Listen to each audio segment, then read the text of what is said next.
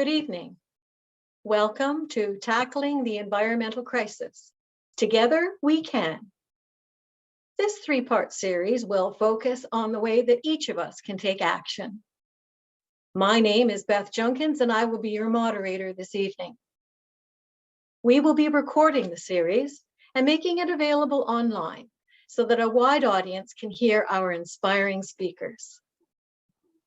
This series has been planned by 3 Ottawa area clubs of the CFUW, a national, nonpartisan, self-funded organization that has been working since 1919 to improve the status of women, to promote human rights, public education, social justice, and peace. We acknowledge that the members of our 3 clubs live on the unceded territory of the Algonquin Anishinaabe people, and that participants in this webinar are attending from locations that are also on the territories of the Indigenous peoples in Canada. As we meet tonight, we remember that the Indigenous peoples have lived with respect and in harmony with their environment for millennia, and there is much that we can learn from them. We are delighted to have Rebecca Prince-Ruiz as our guest speaker this evening, the founder of the global movement, the Plastic Free July Challenge. Beginning in 2011, the challenge has grown to become one of the world's most effective and influential environmental campaigns, helping people to reduce single-use plastic. It's estimated that in 2021, 140 million people from over 190 different countries, including 900,000 here in Canada, participated. Growing up on a small farm and playing in the rural bush country in Western Australia, Rebecca's childhood experiences fostered an early appreciation and awareness of the environment. When nearby overclearing of bush seriously affected a local river, making agriculture no longer possible, Rebecca and her family had to leave their much-loved farm. Rebecca gained a very personal understanding of how human actions can have devastating and long-lasting effects on the environment. She completed her science degree in botany and geography at the University of Western Australia and has gone on to gain 30 years of experience in the world of environmental waste management and community engagement. During this time, she has pioneered the conversation on plastic pollution and behavior change. Rebecca is the co-author of the book Plastic Free, the inspiring story of a global environmental movement and why it matters. She's a TEDx speaker, a recognized global expert, and a government advisor. She's also the founder and the executive director of the Plastic Free Foundation, a nonprofit charity guided by the belief that small changes can add up to big differences. Just last month, she was in Nairobi at the United Nations Environment Assembly, where member states met and unanimously adopted a mandate for a new legally binding treaty on plastic pollution. Rebecca writes, "This is a victory for every single person who has taken action to reduce plastic waste in their own lives." I am looking forward to hearing the unique and informative insights that Rebecca brings. If you have questions, please put them in the Q&A and we'll be looking at them after the presentation. It is my great pleasure and honor to welcome Rebecca Prince-Ruiz, who is joining us this morning from Australia. Thank you, Rebecca. Good morning, Beth, and good evening. It's morning for me here in Sydney, and thank you to you and Marsha and your group for inviting me, and thanks everyone for coming along today and listening. I know that it's your evening, it's a busy time. My sister's actually living in Ottawa, and I wish I could be there sharing my story with you from her kitchen, but I'm here in Sydney, and I'd too like to start by giving an acknowledgement of the unceded land where I'm speaking to you from, and acknowledge the Gadigal of the Eora Nation, the traditional owners of this land, and pay my respects to their elders, both past, present and emerging, and thank them for their custodianship of this land over thousands of generations. And for me, this tackling my plastic waste and looking at my footprint and how I tread on this planet is a really important way to care for this land and show my stewardship. And I'm very mindful of, as Beth said, from quite a young age, that our actions and our choices do have an impact on the environment around us.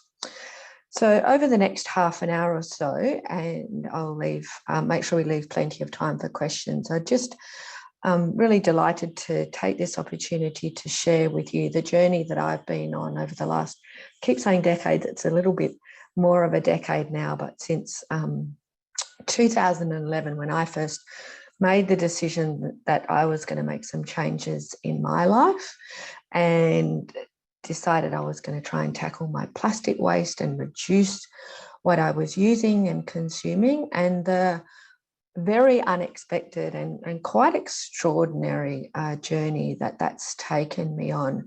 And I hope that if nothing else, that this inspires you, that what the choices that you make and what you do in your daily life makes a difference, because I think it's often easy to think, well, what does it matter what I do? What difference can one person make? And what I've certainly learned over the last decade is that when lots of people make change at the same time, then that can really add up to make a difference.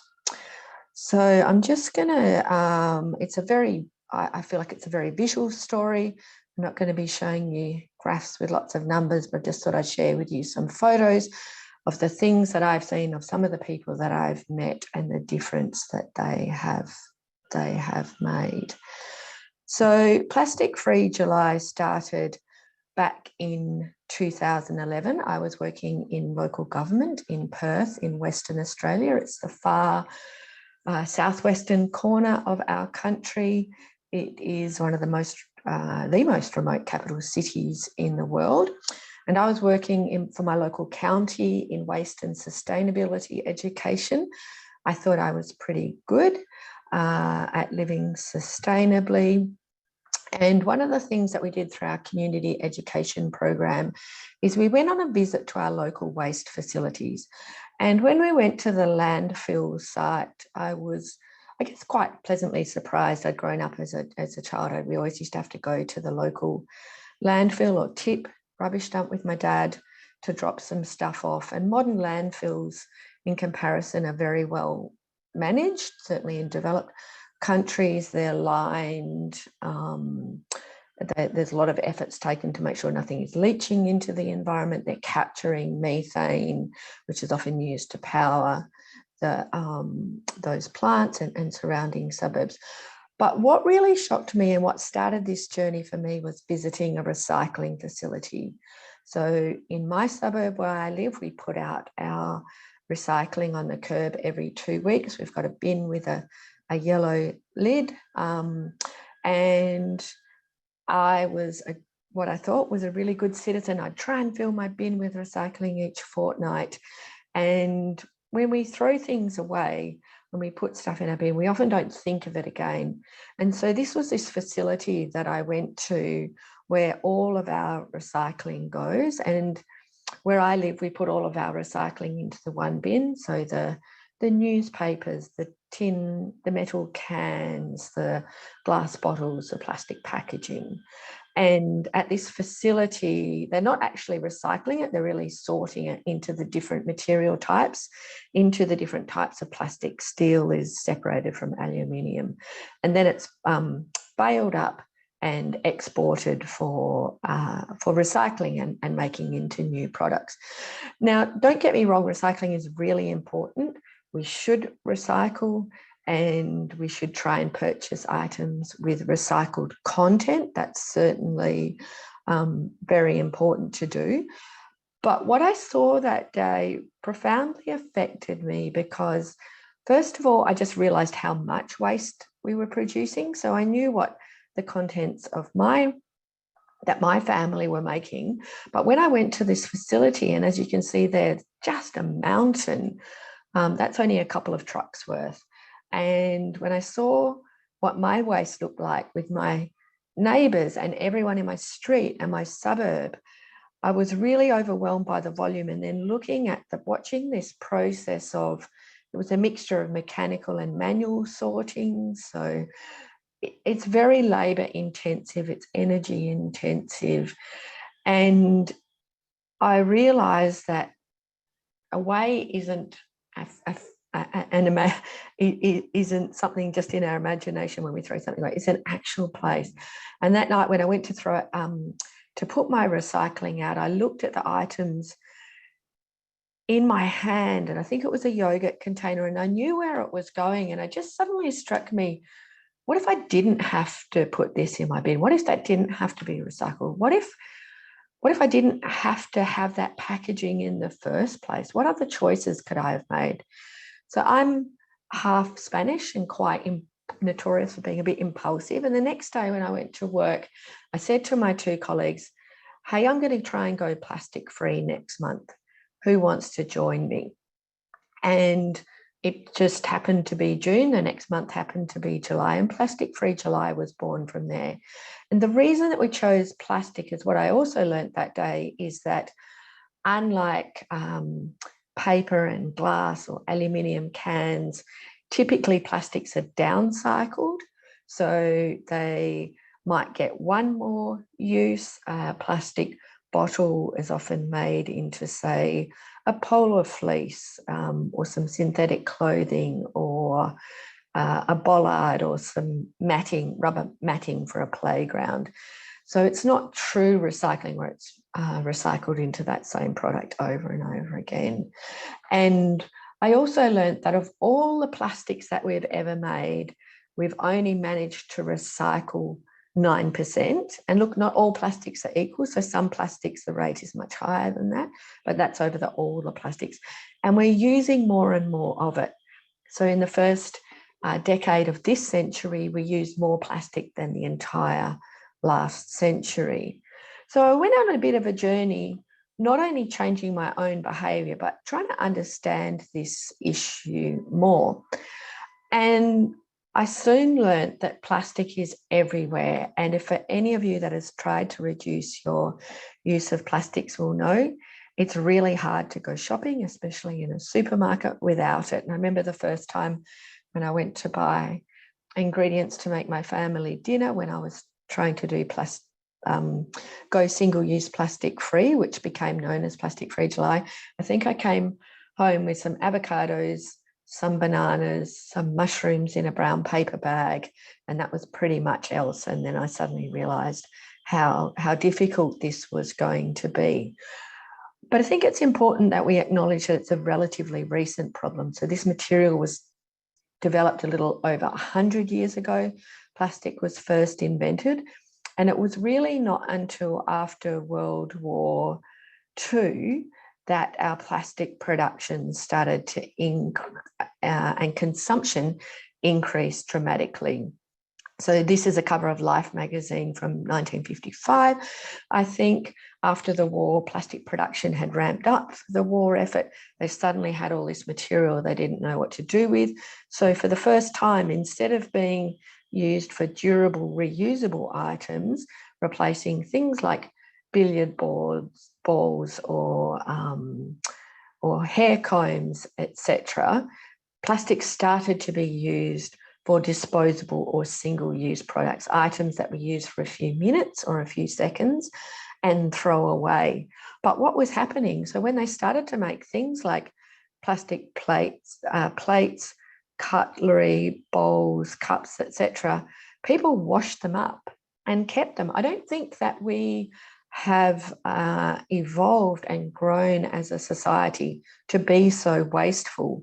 So, and I know from personal experience, my mother-in-law for many years had some so-called disposable plastic glasses that I think came from my husband's 21st birthday that she kept washing and bringing out. So business taught us to be disposable. And as we all know, throwaway living has increased to include now even items that we never would have thought of that would just be used once. So I've had the opportunity to explore the plastic pollution issue around the world. I've been on a number of marine debris research expeditions looking at the plastics that end up on our beaches, studying where the problem comes from. And I think it's very much the ocean plastic pollution issue that has really galvanized awareness and interest in this issue. But what we now know is most of the plastics that end up in our ocean comes from land. And so it is on land where we need to make different choices and to use this material, which is designed to last forever, differently so that it doesn't end up in our oceans. This image, no matter how many times I see it, it's really heartbreaking. And the impacts on our marine wildlife, our marine mammals, the turtles, the dolphins, the fish and the seabirds is really what has, I think, captured the public attention over the last decade. And it really has just been the last decade, because when we first started talking about this issue, the topic of single-use plastics and plastic pollution wasn't on the radar of most people.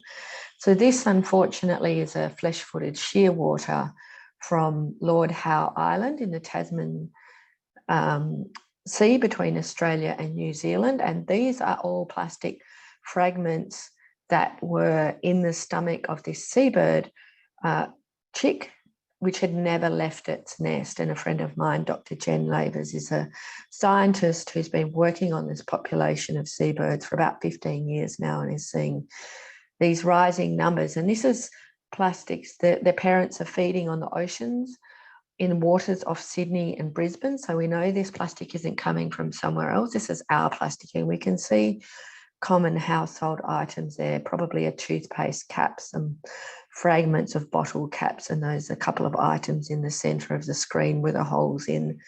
They're actually ties from balloons. So the seabirds and other marine organisms are really the canaries in the coal mine, I think, that have alerted us to this issue, which is of our making. And unlike the climate emergency, it's a very visual problem, and it's a problem that there's no denying the source of this problem. So I've also participated in some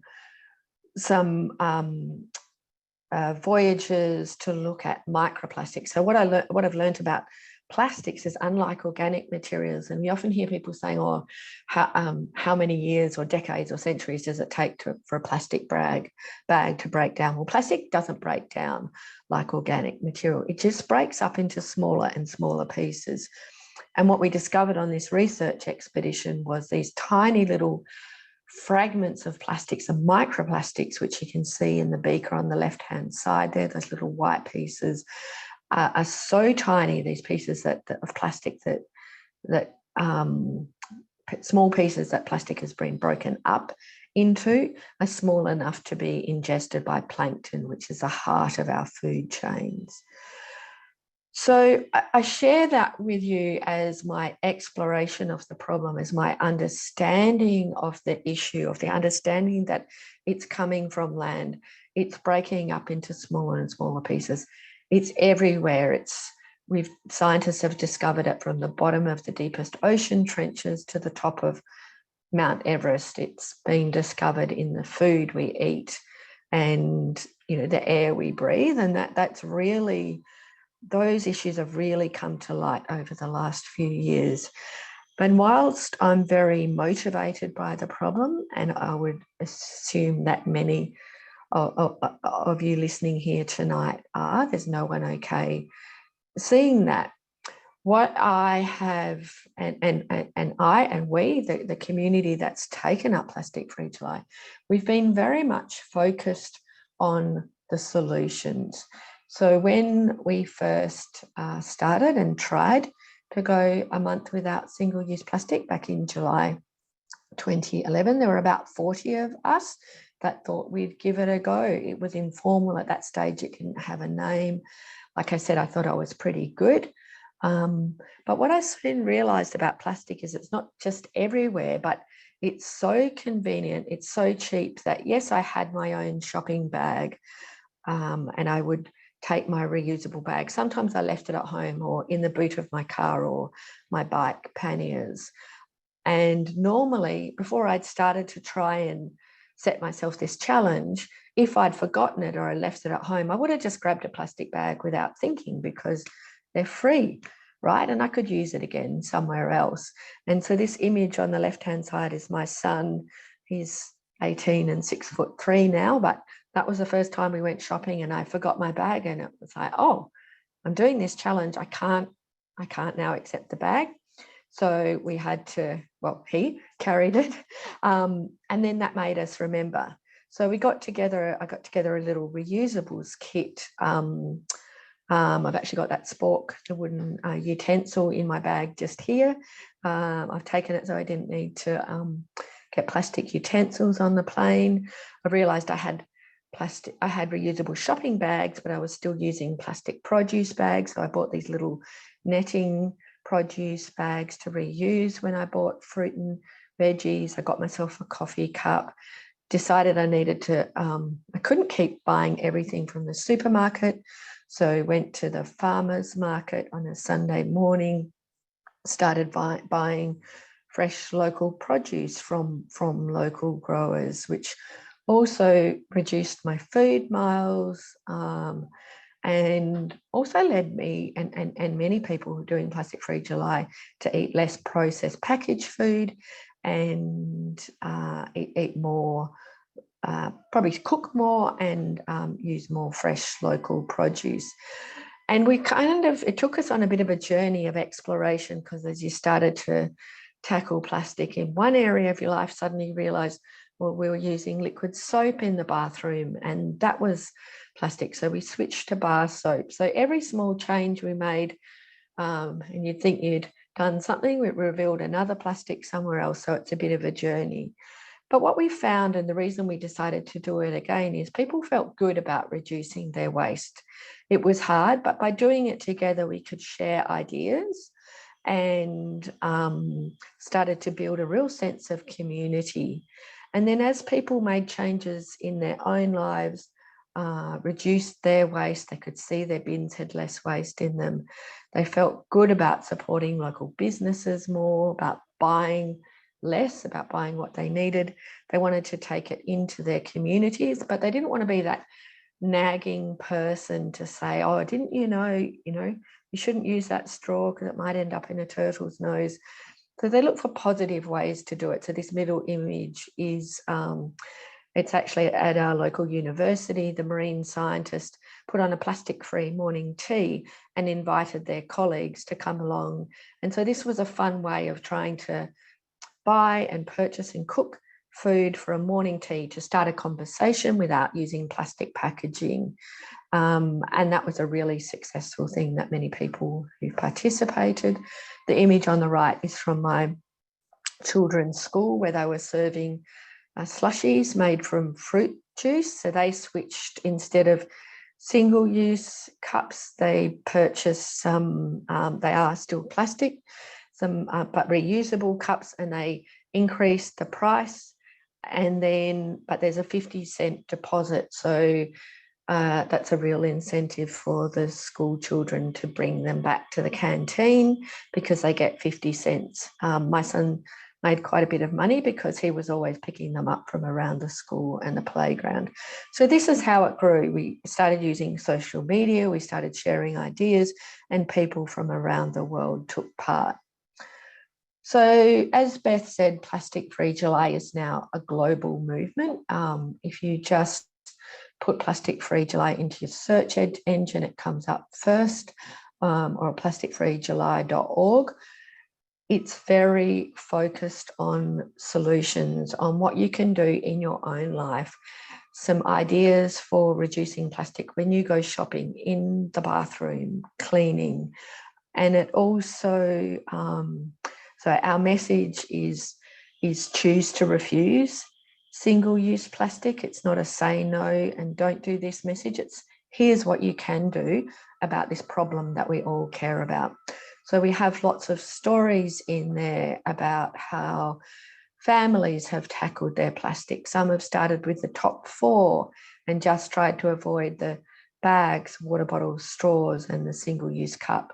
And what schools have done, there's a lovely story in there of a school in my home state that got rid of straws. We've had corporates and businesses take it on. We've had people try and run events without single-use plastics. We've had a whole range of people across the community taking part.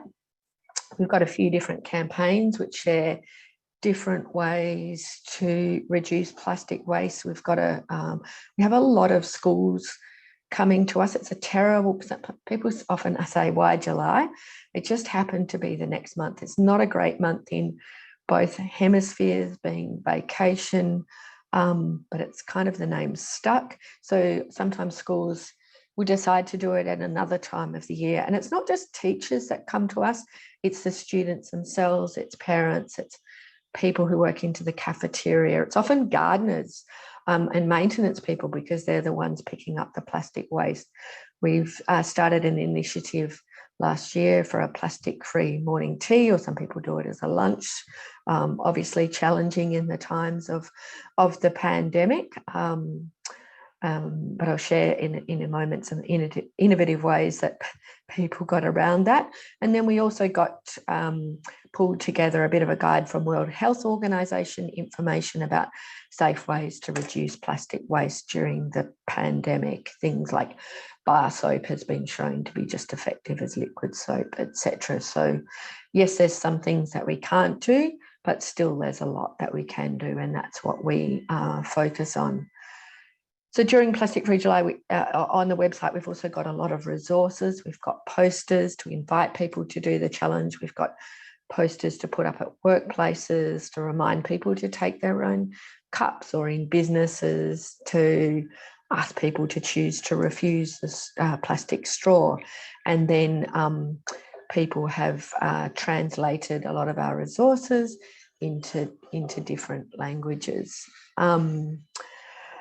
And it's been so wonderful. I often feel like I have the best job in the world, because I get to see stories of change, stories of what people around the world are doing for Plastic Free July. And we only know like a small fraction of those stories.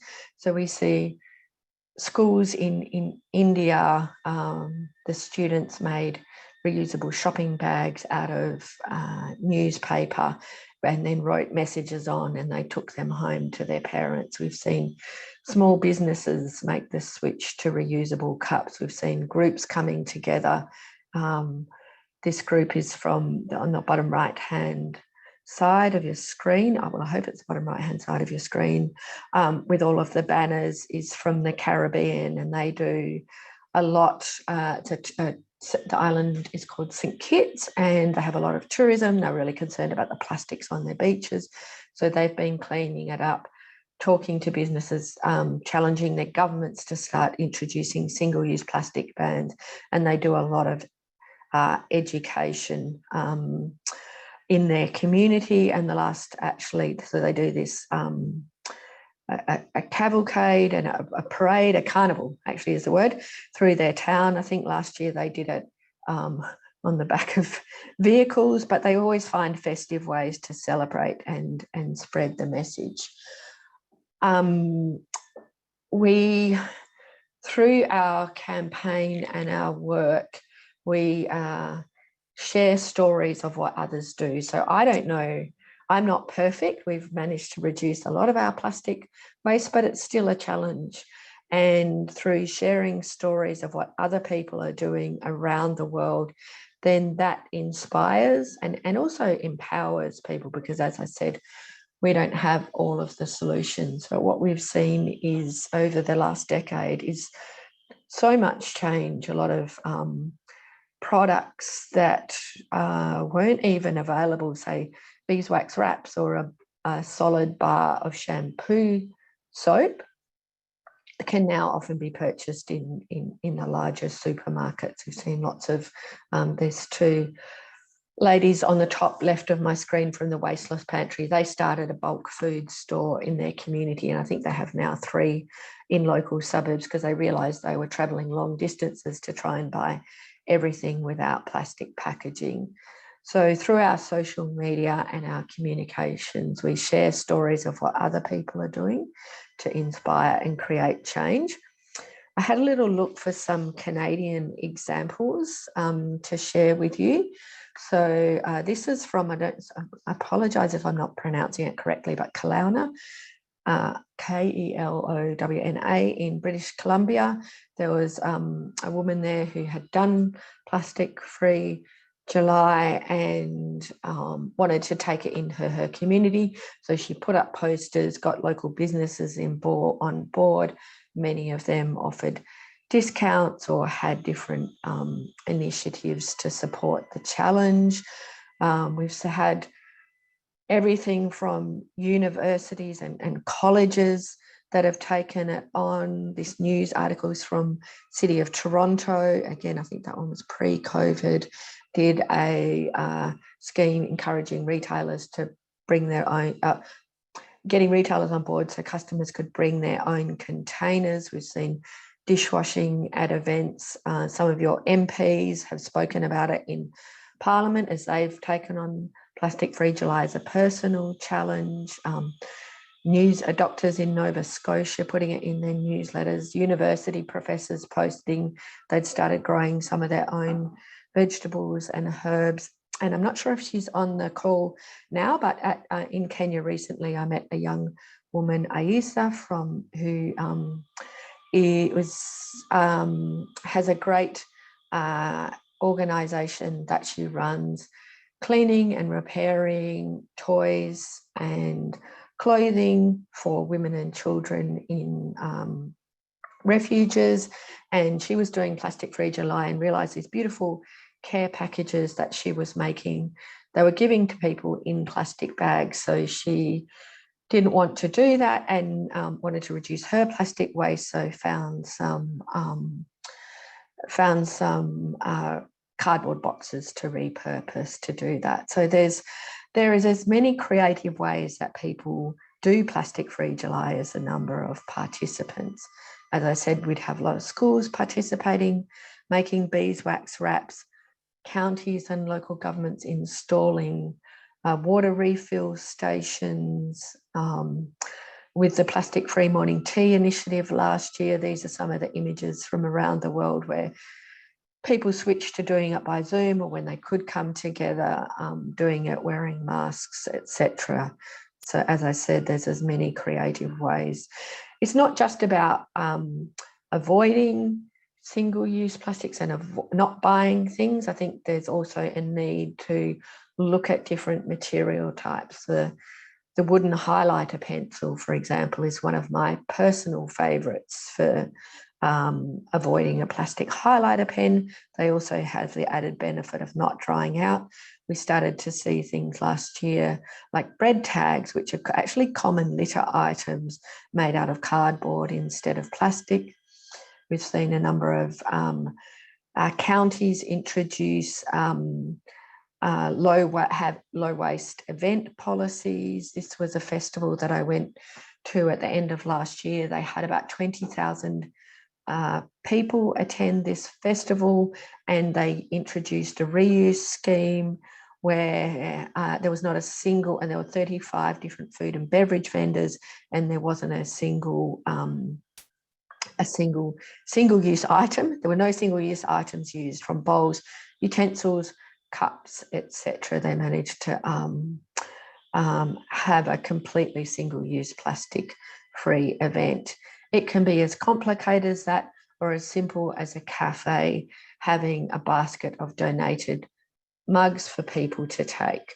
Obviously, that might not be possible in some places if with COVID, if cafes aren't allowing people to take their own mugs. But one of the interviews that we did for the book, because we published this just at the beginning of the pandemic, was with an epidemiologist from the University of New South Wales who sits on the WHO committee, who actually said, we need to remember this is a respiratory virus, not a gastrointestinal virus, and that there is actually no reason to switch to single-use cups. We just need to practice good hand hygiene and wash the cups, and that's the kinds of things that we should be doing anyway. So it's everything from community groups participating, workplaces, schools, to this was a mining camp that I was at last year that in their canteen were looking for ways to phase out single-use plastics. So how we see change happening is when individuals are making change and then sharing that in their communities, and lots of people making change at the same time, we get a real groundswell, and that starts to put pressure on business and government. So last year, those small everyday actions from the 140 million participants around the world choosing to refuse single-use water bottles, coffee cups, packaging, straws and bags, together we reduced and avoided 2.1 million tonnes of waste. And this isn't waste that was destined for landfill that ended up in recycling. This is waste items that were avoided and not used in the first place. And there's, interestingly, other benefits that we can measure through our general public research, that participants have a positive sense of well-being, which increases with participation in Plastic-Free July. And I think that's because people feel good about doing something which aligns with their values of wanting a cleaner environment and making a difference. And when so much of our lives is out of control, having control over something, and a lot of our messaging over the last couple of years, particularly for people who've been in extended lockdown and can't perhaps do a lot of these other actions they would have normally done, but we've looked at how do we reduce our food waste in your country and my own. That 40% of all the food that we go gets thrown away. And so we're not just looking at how do we reduce our plastics, but how do we make sure we're not throwing out all of this leftover fruit and veg that's in our fridges. How can we make a soup or a stock with that, or stew some fruit that might be a little bit withered to eat? So as Beth said, it was actually last month now, in March, I was in Nairobi for the United Nations Environment Assembly, where member states unanimously pledged to start negotiating a global treaty to end plastic pollution. And we might just end on, Beth, if you can just, before we take questions, we might just, Beth, if you don't mind, just starting the poll. I don't know, we just thought we'd ask you a few questions. So this first question here, if everyone can see it on their screen, these were questions that we asked in a global survey, and the results of these that we took to present to governments around the world as they consider the global treaty. So the question is, I want to buy products which use as little plastic packaging as possible. Be honest. There's no right answer. So late last year, with Ipsos, we surveyed over 20,000 people around the world, including Canada, and we asked them this question. And so this audience isn't certainly not out of step with the views of the rest of the world, probably a little bit stronger. So the global figure there was 82% of people worldwide said that they would prefer to buy products which use as little single-use plastics packaging as possible. Beth, can you go on to the next question? I'm not sure if you can do that or I can.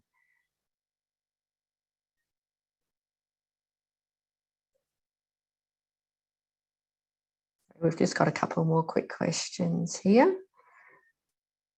I think maybe if we stop sharing that one. Can you put up the next question, Beth? If you can't, that's fine. I can just talk. Oh, yeah. Okay. So the next question is, manufacturers and retailers should be responsible for reducing, reusing and recycling plastic packaging. So again, this is a question we asked in our global survey and took those results to the UN Environment Programme's Assembly. So again, the results are very indicative, slightly stronger than the global average, which is probably not to be unexpected if you're on a Wednesday evening listening to my talk. So the global average was 85% of people thought that manufacturers and retailers should take responsibility. Beth, if you can, I think we just have one more question, if you don't mind popping that up.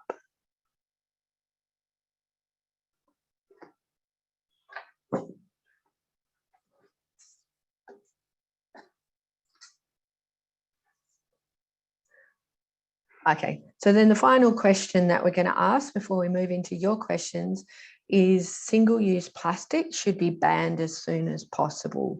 So the answers are strongly agree, tend to disagree, strongly disagree, don't know.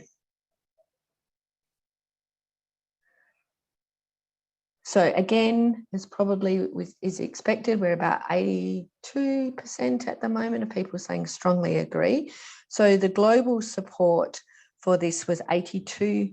Oh, we've got the global, actually, no, sorry, I was looking at the wrong one in my notes. It was actually 75% of people globally. So again, stronger.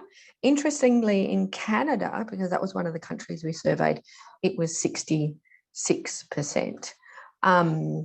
So look, thanks for that. I thought that would just be a nice little warm up before we got to your questions. And you know, with Plastic Free July and the Plastic Free Foundation, our vision is help, and what gets us out of bed every day is to help end plastic waste, help individuals, help communities, help businesses, and then take the voice of people to government. And that was our role at the United Nations Environment Assembly, was taking that report, because after all, it was our governments that were making decisions which are going to affect every one of us on the planet and future generations. And what we know through Plastic Free July and through this research is people want change, and we can't do everything. We can't be perfect and plastic free, even if we'd wanted to, in this current system. But we expect people are playing their part, and business needs to take responsibility, and governments need to legislate. So I wanted to share that as an endpoint with you to think, to say, first of all, please do Plastic Free July this year. Please share your stories with us. It's very contactable on the website and in social media. And I hope to come and visit you in Canada one day before too long. So thank you very much. I'm just going to stop sharing my screen now, Beth. Thank you very much for that really interesting description of your journey. It certainly brings home the point that a few people doing lots of people doing a few things can have a tremendous impact. We don't have to depend on a few people doing a lot of big things. Thank you very much. We have a lot of good questions. I wish we had about 3 hours to do them all here. So let me just tackle a couple here. See if some of them are, but we can bundle together because they're similar. When people are starting out, they face conundrums. We've got a question about, so what do I do about yogurt and milk? Even some of the products themselves is hand soap and liquid soap. Does that actually contain plastics? So when people are starting out and they have these dilemmas, what advice can you give to them, and are there some pitfalls that they can avoid? The thing that I always suggest to people starting out is to start where you are. Look in your bin, look in your garbage, look in your fridge, look in your pantry, look in your shopping trolley, and just choose 1 or 2 items to start with. Look for alternatives or find new habits. Milk is always a really challenging one. Some places are very fortunate you can get it in refillable glass bottles, which you can return, rather like it used to be. Some people switch to making their own nut milk or oat milk. Switching from liquid soap to bar soap is a good one. That worked for most people. It's proven to be just as effective in the pandemic. Yes, a lot of our products, that's a great question. A lot of products not just packaged in plastic, but contain plastic in the items. Plastic microbeads is one.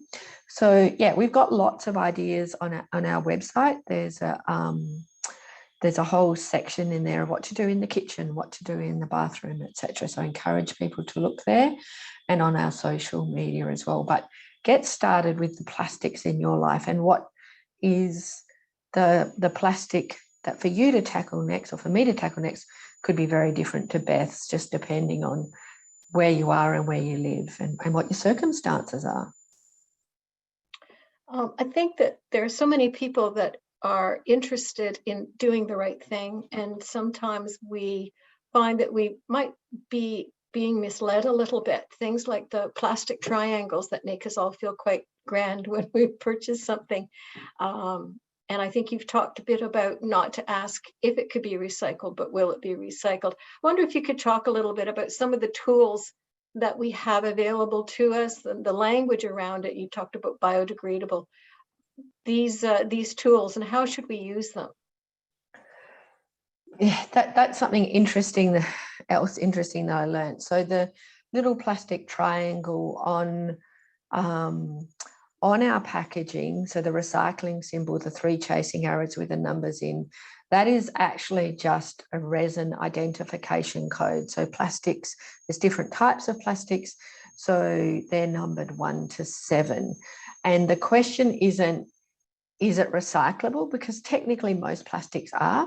The question we need to ask is, will it be recycled?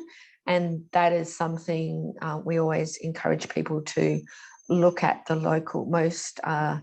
local governments, counties, municipalities have a recycling guide, so look at that. I see in the Q&A there's a lot of comments around styrofoam. Styrofoam, foam, expanded polystyrene is a classic plastic material, which is technically, it is recyclable, but it is very low value. It's often got food or beverages coating it. I don't know of any municipalities that are recycling that through their curbside recycling systems. I can take, if I were to buy something like a refrigerator new and got some polystyrene packaging, I could take it to my local waste transfer station and get it recycled there, but not food and beverage packaging. I think some things we need to, some materials we can redesign. I think there's some types of plastic like styrofoam, it just needs to be banned. And there's a lot of people with serious health concerns about that one too.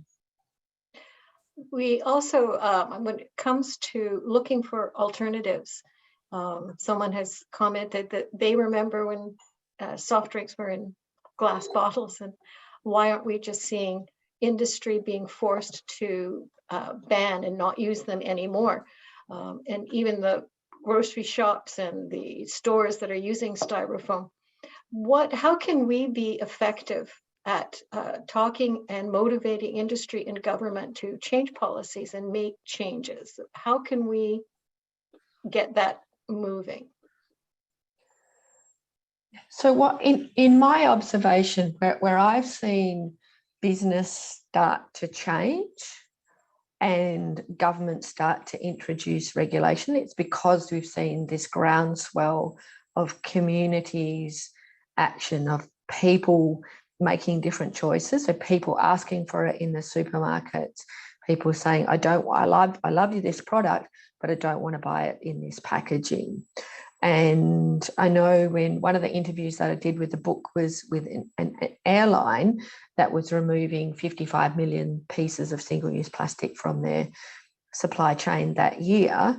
And that had come about, it wasn't just because they'd done Plastic Free July as an employee engagement piece, it was their number one letter of complaint from their customers. So I think as consumers, we can use our purchasing power or our non-purchasing power, and also write to businesses and ask, a lot of what I see is fresh produce, so fruit and vegetables being packaged, not for transport, but packaged in store.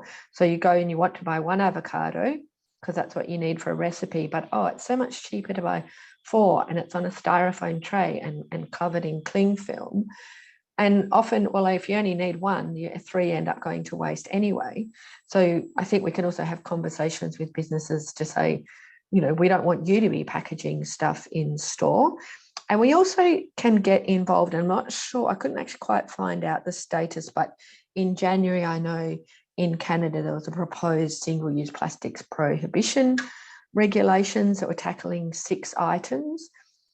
I know from my experience that when governments are putting out these kinds of papers for consultation, they're really looking at the responses. And it's easy to think, well, you're going to do this, I support this, I don't need to put in a comment. We do need to make our citizen voices count.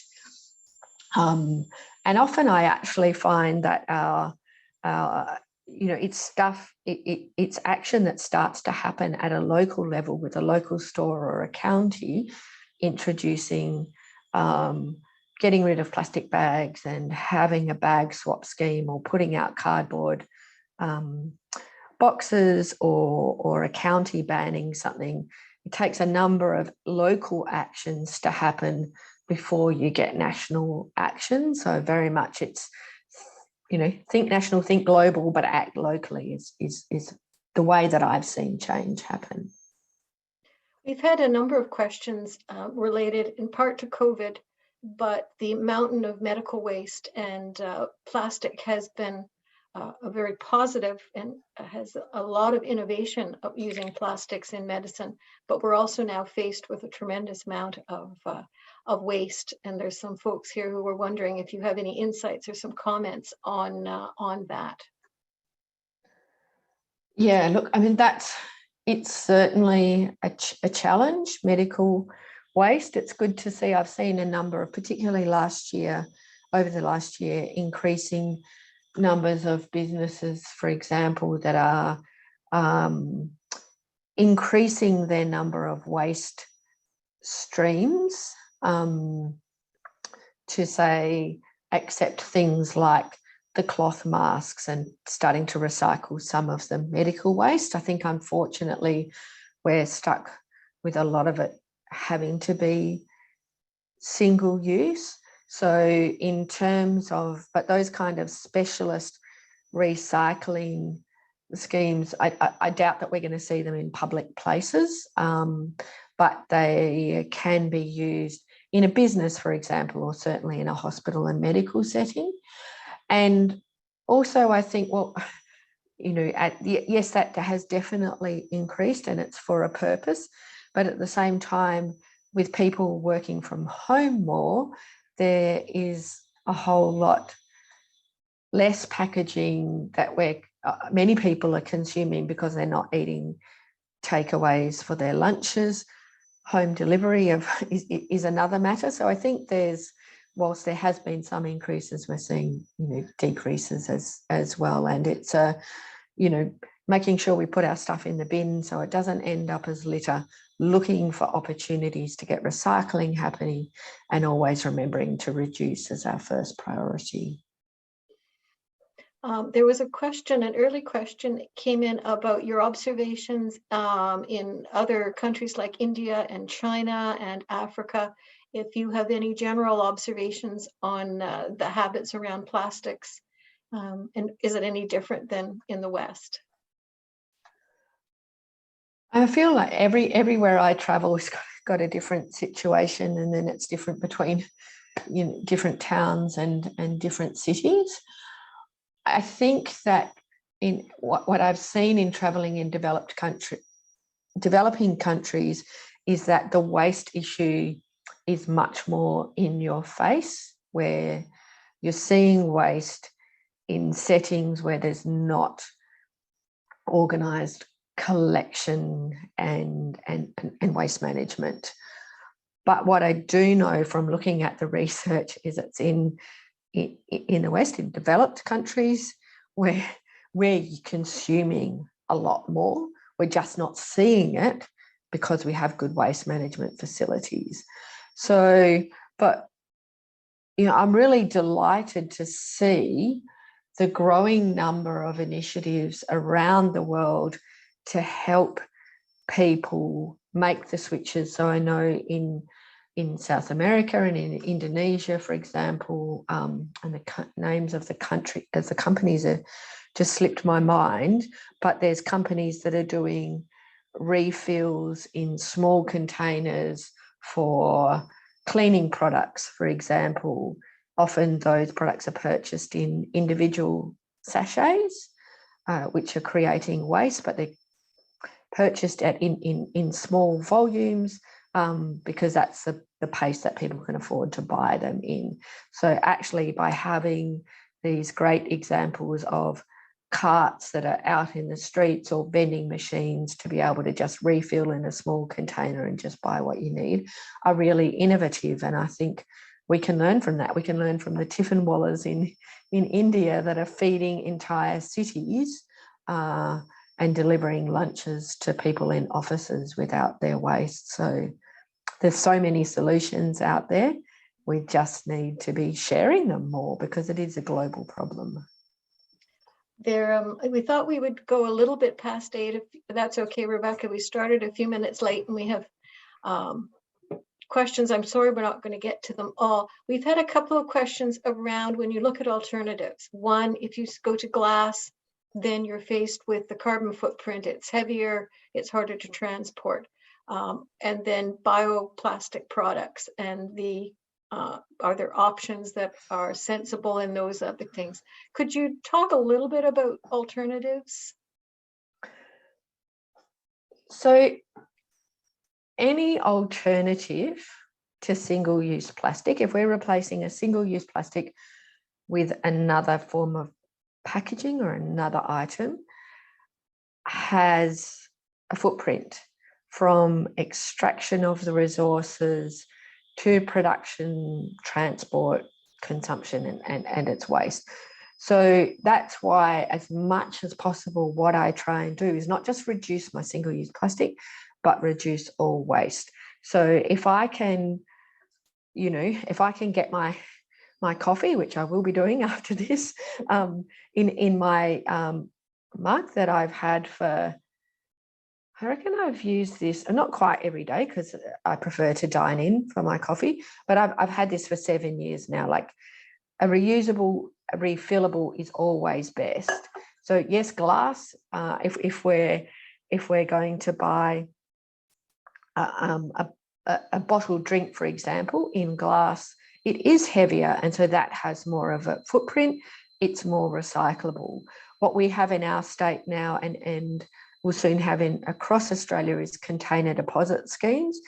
there. I think we need to have more product stewardship. So any of the material, whatever material, you're buying a bottled drink in, for example, is being recycled, and the beverage industry is actually paying for those products to be collected and recycled. And then the costs can be woven into that. So if you're packaging a drink in a product in packaging that's not recyclable, then you need to pay more for that or change. So it can get really complicated when you start to look at life cycles of materials. That's why I always think you just try and reduce and buy unpackaged as much as I can.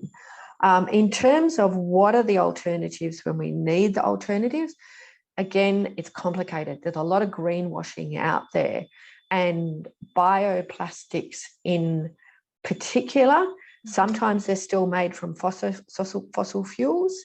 Sometimes they're made, it's still plastic, like it still could be PET, the stuff that drink bottles are made from, but it's plastic that instead of being made from oil or gas, it's made from a plant oil. So maybe it's a more renewable source of material, but we've got to think about what happens to it at the end of its life. So is it going to break down if it ends up as litter? So, you think about the grocery bag, for example. If you're talking about from a litter perspective, and you've got a choice of a bag that that is going to be littered, you'd want a paper bag rather than a plastic bag, because that is going to break down. It is compostable. But at the same time, there's a footprint to that bag. It's made from trees. They should be made from recycled paper, but the majority of them, especially the ones that look brown and eco-friendly, are still made from virgin paper. So we need to be, I think the most critical thing is that we move all of our packaging and products to using recycled content. And one of the challenges at the moment is that it is cheaper and easier for a business to make a piece of packaging, so say a bag, from virgin plastics than recycled content. So that's also some of the things we want to see in the global treaty. We want to have global standards and definitions, so we all know what is truly compostable, what's truly biodegradable, not that some manufacturers just stuck a picture of a tree on it and put some eco-friendly language on it, but there is a standard there which shows, yes, this can be recycled or composted in the facilities in your area, or you can't sell it into the market. We need to have product stewardship like container deposit schemes. We need to have minimum mandated content of recycled content in our packaging. I could talk about that for hours. Sorry, that was quite a long answer. I wish we could keep you for hours. I know that you've got commitments there in Sydney. So I think we are going to have to end off here. We've had a few people who have asked if you would please give your website, and perhaps I can have a colleague type it into the Q&A as well. If you could give us the website again, Rebecca, for the Plastic Free July for people to go. Oh, we'll have to unmute you though first. Plastic Free July, it's one word, .org. Thank you. And we've had some questions again about your book. And to give the title again, and it's Plastic Free. You can see I've had a few stickers on it.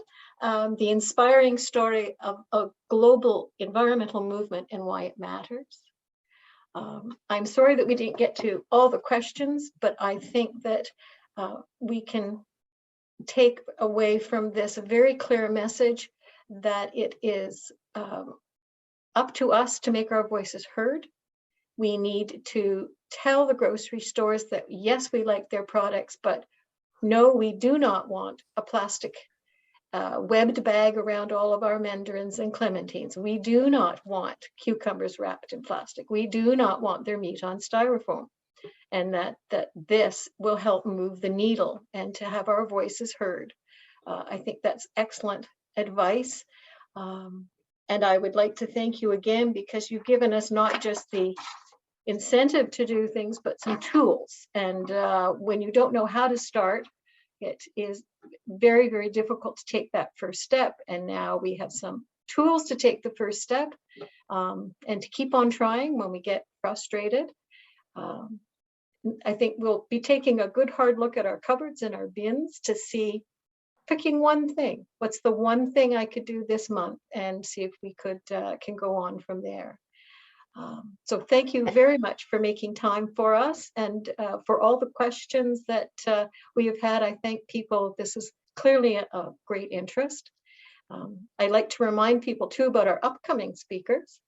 Next Wednesday, April 13th, Diana Beresford-Kroger will be in conversation with Backwoods Bill Steer about how trees are essential to our survival. And the following Wednesday, April 20th, Seth Klein will be talking to us about mobilizing Canada for the climate emergency, and his book, A Good War. Both are going to be excellent, excellent speakers. And you can register again at the same CFUW Kanata website. Now, Rebecca's book ends with the words of Margaret Mead. Never doubt that a small group of thoughtful, committed, organized citizens can change the world. Indeed, it is the only thing that ever has. Words to remember. And once again, I would thank you, Rebecca, and have a very good day. And good night to everyone, and thank you for joining us. Thank you very much. And please send me your photos and stories, because I would love to share more about people in Canada and solutions that you're finding to help support the many hundreds of thousands of participants we know we have there. Thank you very much. Thank Bye-bye. you. Good evening. Good evening.